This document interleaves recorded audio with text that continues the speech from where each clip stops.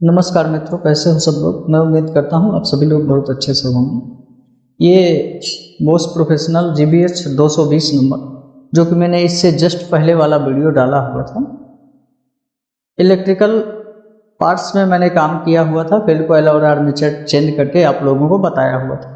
लेकिन अभी इसी वीडियो के अंदर मुझे एक कमेंट आया है जो इसका मैकेनिकल सिस्टम रहता है, इधर पे जहाँ पर हम लोग हैमर को ठीक करते हैं, जहाँ से ये बिट लगता है, और हैमर वगैरह अगर इसका ठीक ढंग से नहीं काम करता है तो उस बारे में मैं इस वीडियो को बनाने के लिए जा रहा हूँ। कमेंट किया है किसी भाई ने कि आगे के पूरे सेक्शन में भी इसकी जानकारी दे दो। तो चलिए सबसे पहले हम इस मशीन को यहाँ से खोल करके जितना पार्ट्स है इसका आगे का वो अलग करेंगे। इसका खोलने का प्रोसेस में ऐसा है कि देखिए, हम पूरा ही खोल करके बताएंगे। यहाँ से वीडियो थोड़ी लंबा होगा तो कोई बात नहीं, आपको जहाँ से ज़रूरत हो वहाँ से आप लोग देख सकते हो। साथ ही साथ में इस मशीन का पूरा कंप्लीट वीडियो हो जाए इधर का। तो यहाँ से देखिए, ये जो इसका माउथ सेट है यहाँ से भी इसको ओपन करेंगे, और इसका ये जो नोब लगा रहता है नोब भी खोलेंगे। इसका जो इसका नोब है ना, ये जैसा कि हमारा 226 जो भी मशीन होते हैं 26 mm वाले, उसी की तरह से इसका नोब लगा रहता है। खाली इसका नोब है ना, उसका साइज थोड़ी अलग रहता है। तो चलिए, नोब को इसके खोलने के लिए जस्ट हमको इसको ऐसे इस एंगल पे लाना है। इसको हम पुश करेंगे, रेड वाले को इस तरह से पुश करेंगे और इस तरह से घुमाएंगे ऐसे। ये मतलब देख रहे हो आप, हल्का सा क्रॉस जैसा रहता है इस निशान से इस निशान के बीच में। यहाँ पर जो ये टिक मार्क बना हुआ है हल्का सा ये वाला, इस एंगल में इसको रखना रहता है और बाद में ये हमारा निकलता है। इस तरह से इसको रखना है और इसको ऊपर के साइड में यहाँ से इसको पुश रखना चाहिए। ये जो है ना रेड कलर का, इसको दबा हुआ रहना चाहिए अंदर की साइड में, ऐसे ये दबा रहे। और इसके बाद पहले तो निकल आएगा। अगर ज़्यादा टाइट हो रहा है तो इस तरह से किसी प्लास वगैरह की मदद से आप पकड़ करके इसको ऊपर की साइड खींच लीजिएगा तो ये यहाँ से निकल पाएगा। ध्यान रखिएगा, ये कभी कभी अगर ज़्यादा पुराना होता है तो निकल करके सीधा बाहर भग जाता है, स्प्रिंग वगैरह सब निकल जाता है। देखिए 26 mm में जो रहता है ना ये वाला भाग, वो थोड़ी छोटा रहता है, तो इसका नोब है ना ये भी अलग, लेकिन निकलता सेम। बाकी का जो ग्रिप है यहाँ का वो भी इसका 26 mm की तरह ही है। अब चलिए, इसको निकालने के बाद में हम लोग क्या करेंगे कि इसका जो माउथ सेट है, इस माउथ सेट को यहाँ से खोलेंगे। माउथ सेट को खोलने के लिए 26 mm में जैसे जिस तरह से हम काम करते हैं उसी तरह से इसमें भी करेंगे। यहाँ से हल्का सा इसको पुश करेंगे, और या तो साइड में से और या फिर इसके बीच की साइड में यहाँ पर इस तरह से हल्का सा कोई स्क्रू ड्राइवर फंसाएंगे और इसको हम ऊपर की साइड खींचेंगे। मेरे को कैमरे के सामने दिखाना भी रहता है, इसलिए थोड़ी सी मुझे भी परेशानी होने लगती है। यहाँ से इसको ऊपर की साइड हमको खींचना है, काफ़ी संभाल करके खींचेगा क्योंकि रबर का रहता है ना तो खराब भी हो जाता है, स्क्रू ड्राइवर वगैरह लग जाता है, काफ़ी हार्ड हो रहा है। इसमें डस्ट वगैरह काफ़ी लग चुका है, मैंने आगे वाले एरिया में काम नहीं किया था। तो देखिए ऊपर वाला भाग हमारा निकल चुका है। अब इसको निकालने के लिए यहाँ पर आपको मालूम है यहाँ पर लॉक लगा रहता है, तो इस लॉक सिस्टम को भी हमारे को निकालना है। थोड़ी सी हल्का सा ऑयल जो लगा है इसको साफ कर लेते हैं। ये वाला जो लॉक है इसको निकालना पड़ेगा बाहर। तो जो इस तरह के नोच फ्लायर रहते हैं,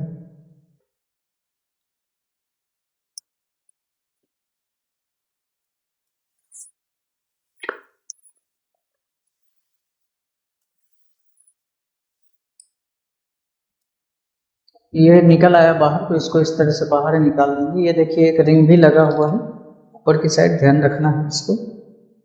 और यहाँ से जो इसका ये है ना, इसको निकालने में थोड़ी सी परेशानी होती है।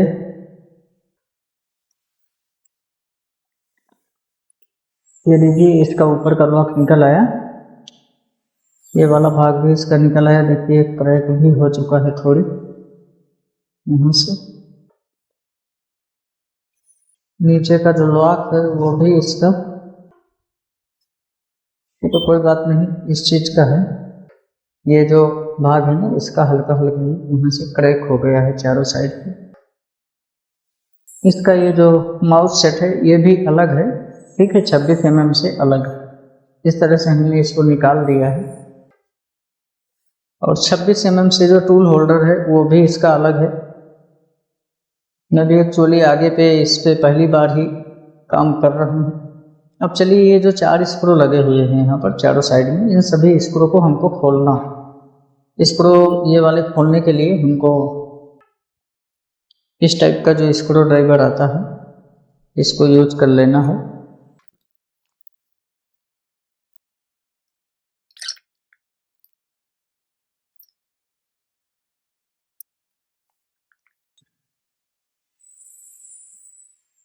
इस वाले एरिया पे यहाँ से हल्का हल्का ठोकर मारेंगे तो ये वाला भाग इसका पूरा का पूरा ऐसे निकल आएंगे। देखिए, इस तरह से हमने इसको बाहर निकाल लिया है। कंपनी का ही जो इसमें ऑयल ग्रीस है शायद पड़ा हुआ है या पता नहीं चेंज हुआ है कि नहीं हुआ है। तो यहाँ से देख सकते हो उसका जो सिस्टम है वो, हालांकि इसका हैमर वगैरह सभी बिल्कुल ठीक ढंग से कर रहा है, कोई परेशानी नहीं है। मैं चलिए एक चीज़ बता दूं, यहाँ से जो नॉब सिस्टम रहता है हमारा, नॉब ये जो ऊपर से लगता है, ये नॉब का जो ये वाला भाग है ये इस जगह पर फंस जाता है यहाँ पर, और ये इसको आगे पीछे खिसकाता है। कहाँ से? इस गियर को। ये वाला जो गियर लगा हुआ है, ये वाला यहाँ से यहाँ तक का सेक्शन, इसको आगे पीछे ये खिसकाता है, तब जा करके ये मशीन है हमारा तीनों मोड पे काम करता है। अभी फिलहाल में बाकी का इसका जो हैमर वगैरह है वो सब सही ढंग से चल रहा था। और इसका ये वाला जो टूल होल्डर वाला भाग है ना, इसको यहाँ से निकाल लेते हैं। अक्सर कहाँ परेशानी होती है, ज़्यादा करके हमारा जो ये पिस्टन है ना, पिस्टन टूटता है और इसके अंदर जो हमारा ये स्ट्राइकर लगा हुआ है, देखिए अंदर अटक गया है। इसको निकाल लेते हैं और उसका रिंग मैं आपको यहाँ पे दिखा देता हूँ।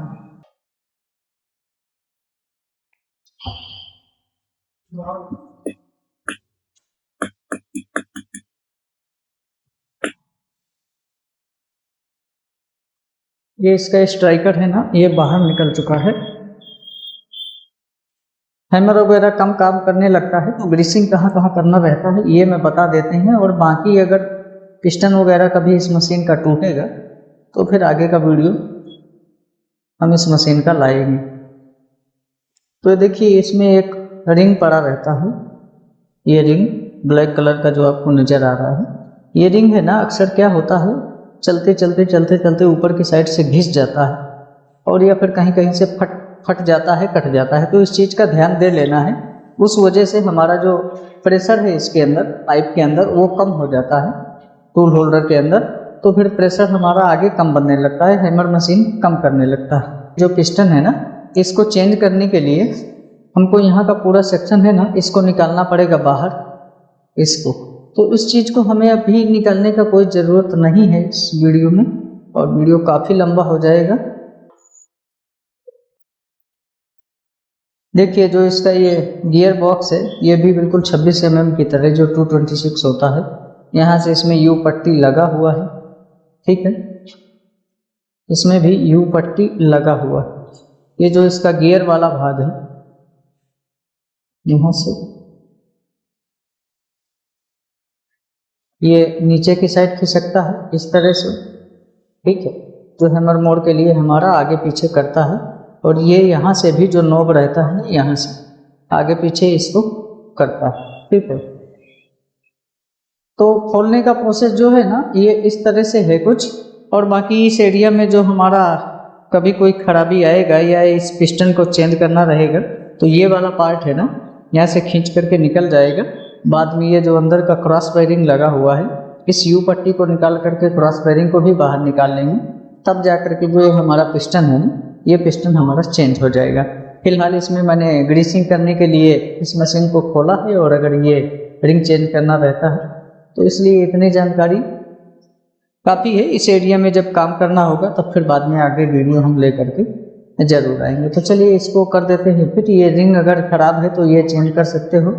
और इसके अंदर जो ये लगा हुआ है, अंदर इसका डंपिंग सेट अंदर का, तो इसमें अभी फ़िलहाल में कोई खराबी नहीं, और ये हैमर भी परफेक्ट काम कर रहा था। लेकिन जो खोलने का प्रोसेस है, मुझे जो कमेंट आया था तो मैंने इस वीडियो में बताया है। आगे यदि अगर इसमें कभी खराबी आएगी तो फिर मैं पूरा वीडियो लेकर के इसका जरूर आऊँगा।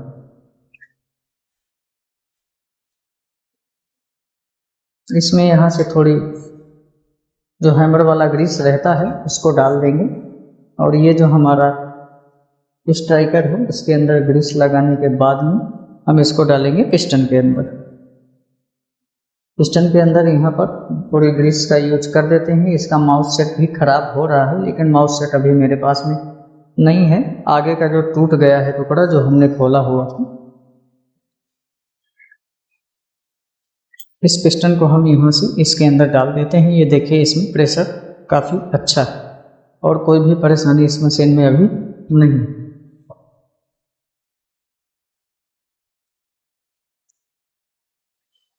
यहाँ से जस्ट इसको सेट कर देते हैं इस जगह पर, क्योंकि ये गियर इसके साथ में कनेक्ट हो चुका है।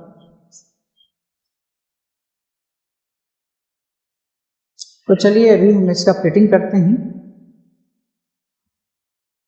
ऐसे इसमें जो गियर वगैरह है इसमें लगा देते हैं हल्का हल्का ग्रीस।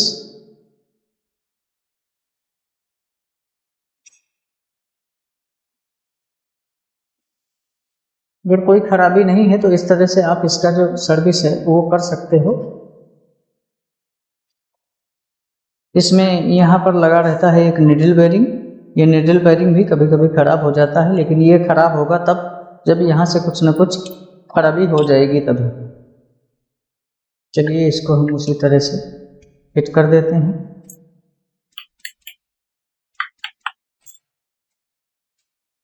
इसके जो 4 स्क्रू हैं उन चारों स्क्रू को फिट कर देते हैं।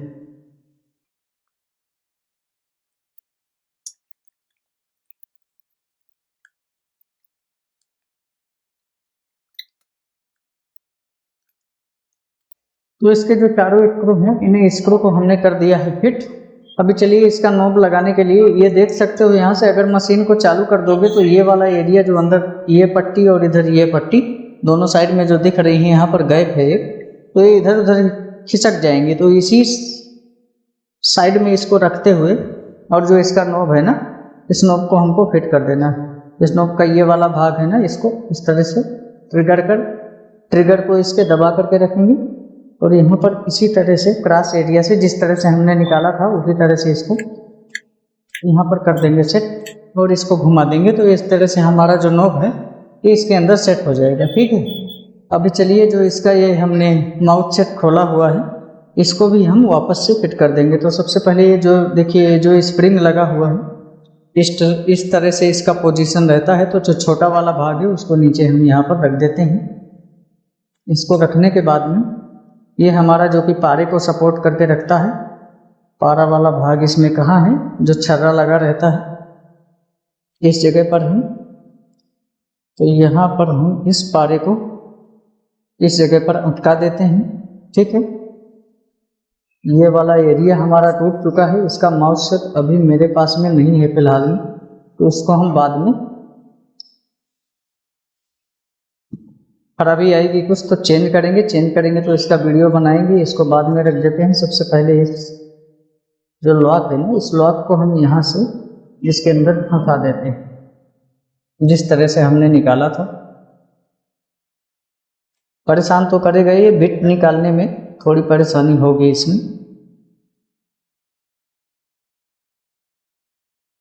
तो चेंज करना तो आपको खोलना आ जाएगा, तो चेंज करना भी इसको आ ही जाएगा, कोई परेशानी वाली बात नहीं है। इस तरह से हमने इसको यहाँ पर सेट कर दिया है। इसको रख देंगे और इस वाले भाग को हम वापस से लगा देते हैं।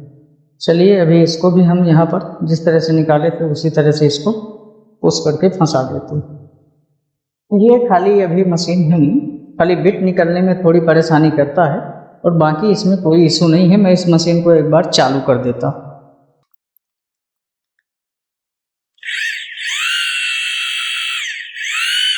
तो यह मशीन हमारा अभी नॉर्मल मोड पे है, सही तरीके से चल रहा है।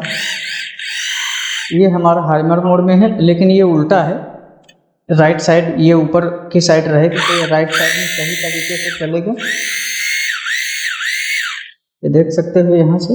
और इसका जो ये डिमोलेशन वाला मोड है ये इधर की साइड में कर देते हैं और यहीं पे इसको चेक करते हैं। तो इसका तीनों मोड है वो ठीक ढंग से काम कर रहा है और बाकी मैं बाहर इसको चेक कर चुका हूँ बिट लगा करके। तो ये कंप्लीट है, बस खाली खोलने बंद करने का इसका जो प्रोसेस था और कुछ जो छोटे छोटे पार्ट्स थे उनके बारे में इसमें मैंने जानकारी दे दी है कमेंट के मुताबिक। चलिए मिलते हैं नेक्स्ट वीडियो में, तब तक के लिए टेक केयर, जय हिंद।